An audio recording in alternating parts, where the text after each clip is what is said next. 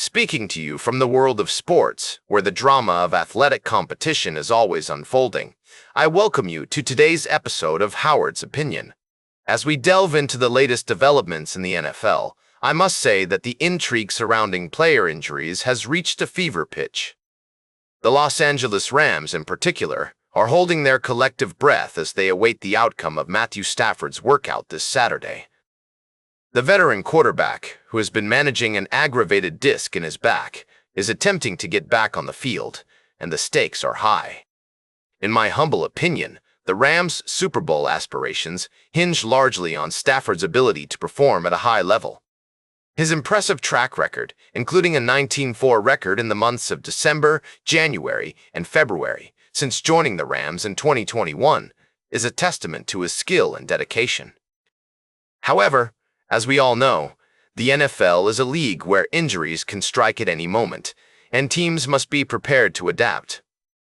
Tell it like it is, the Rams coaching staff is walking a tightrope, trying to balance Stafford's need for practice with the risk of exacerbating his back issue.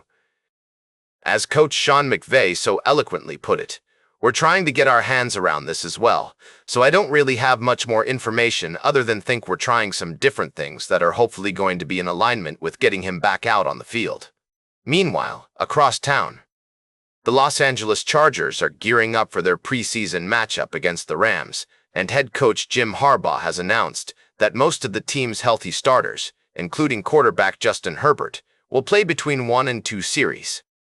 This will mark Herbert's first ever preseason appearance since joining the league. Ladies and gentlemen, as we navigate the complex landscape of NFL injuries and preseason games, it's clear that the drama of athletic competition is alive and well. The question on everyone's mind is, can the Rams find a way to keep Stafford healthy and lead their team to victory? We'll be keeping a close eye on this developing story and bringing you all the latest updates. And now, let's shift our attention to another fascinating storyline in the world of sports. We have a plethora of intriguing topics to discuss, from athletic performance analysis to sports industry politics. So, stay tuned, folks. We'll be right back with more fascinating sports news on Howard's Opinion. Welcome back to Howard's Opinion. We're diving into the world of football now, and I've got some interesting updates for you from the NFL preseason.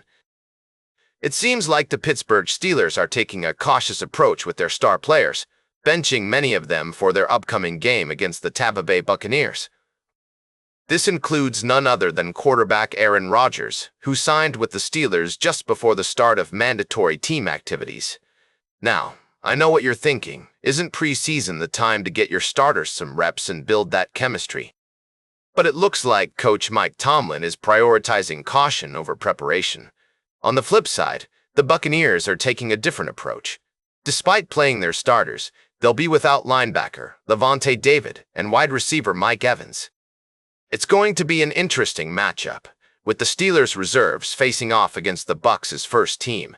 I've got to wonder, will this give the Steelers an edge in terms of evaluating their depth, or will it put them at a disadvantage when the regular season rolls around? We've also got some comments from Steelers cornerback Brandon Echols, who admitted that the defense came out flat in a recent practice. Now, I'm not sure what's more concerning, the fact that they were flat, or that Echols seemed to imply it's a usual occurrence. Either way, it's something for Steelers fans to keep an eye on as the season approaches. The game is set to take place this Saturday at Acrisure Stadium, so if you're in the area, you might want to check it out. And if you're not, don't worry, we'll have all the highlights and analysis right here on Howard's Opinion. Stay tuned for our final story of the day, right here on Howard's Opinion.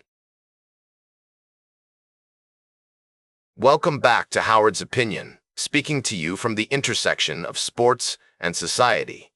As we conclude today's broadcast, I'd like to address a pressing issue that has been making headlines in recent days. The Little League World Series, an institution that embodies the spirit of youth sportsmanship and camaraderie, has found itself at the forefront of a contentious debate surrounding sports betting. Pause for emphasis. The organizers of the LLWS have issued a statement unequivocally condemning the practice of betting on games involving children, citing the exploitative nature of such activities and the potential harm they can cause to young athletes. This is a stance that I wholeheartedly endorse, as it is our collective responsibility to protect the well-being and integrity of these young individuals. Dramatic pause. The proliferation of sports betting has indeed become a ubiquitous phenomenon, with many professional leagues and teams partnering with gambling operators to capitalize on this lucrative market. However, when it comes to youth sports, we must draw a clear line in the sand. The notion that children's athletic endeavors can be reduced to mere commodities for the sake of entertainment and profit is nothing short of reprehensible. Sarcastic tone. Oh, the thrill of betting on a 10-year-old's fastball or a 12-year-old's home run. The very idea is an affront to the values of fair play, sportsmanship, and child protection that we should be upholding. And yet there are unregulated offshore sportsbooks that continue to offer odds on these games, preying on the vulnerabilities of those who would seek to exploit the successes and failures of children for their own personal gain. Indignant tone. This is a stark reminder of the darker underbelly of the sports betting industry, where the pursuit of profit can lead to the commodification of human experience and the exploitation of the most vulnerable among us. As we navigate this complex landscape, it is essential that we prioritize the welfare and dignity of young athletes, shielding them from the corrupting influences of gambling and ensuring that their experiences in sports are shaped by values of fair play, teamwork, and personal growth. Reflective pause. In my humble opinion, the Little League World Series is a beacon of hope in this regard, representing a bastion of innocence and joy that we must strive to preserve. As we move forward, it is crucial that we remain vigilant in our efforts to protect the integrity of youth sports, recognizing that the true value of these endeavors lies not in their potential for entertainment or profit, but in the transformative power they hold to shape the lives of young people. Concluding statement. That's all for today's Howard's Opinion. Remember to like, share, and subscribe. And until next time, these are some of my humble thoughts. As we continue to navigate the complexities of sports and society, let us remain committed to upholding the values of integrity, fairness, and compassion that are essential to the well-being of our young athletes and the future of sports itself.